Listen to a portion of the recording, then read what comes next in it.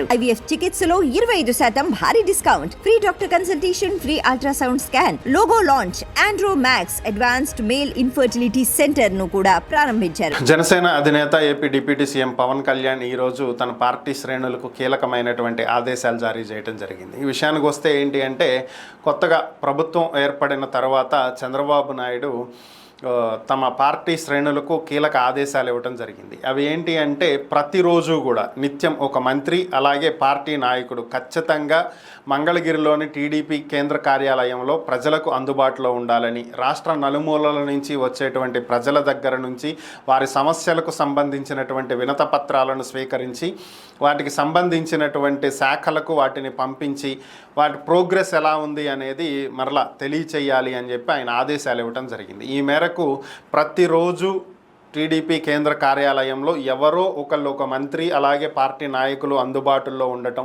ప్రజలకు వారి సమస్యల గురించి తెలియజేసేటువంటి అవకాశం కల్పించడం, వారి దగ్గర నుంచి వినతి పత్రాలు స్వీకరించడం, వాటిని సంబంధిత శాఖలకు పంపించడం, ఇలాంటివన్నీ నిత్యం జరుగుతూ ఉన్నాయి.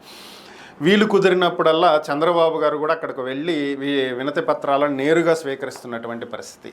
ఇప్పుడు జనసేన కూడా ఇదే కార్యక్రమానికి శ్రీకారం చుట్టింది. అంటే యాక్చువల్గా ఎన్నికలకు ముందే జనవాణి జనసేన పేరుతోటి అప్పుడే జనసేన వినతి పత్రాలను స్వీకరించడం జరిగింది.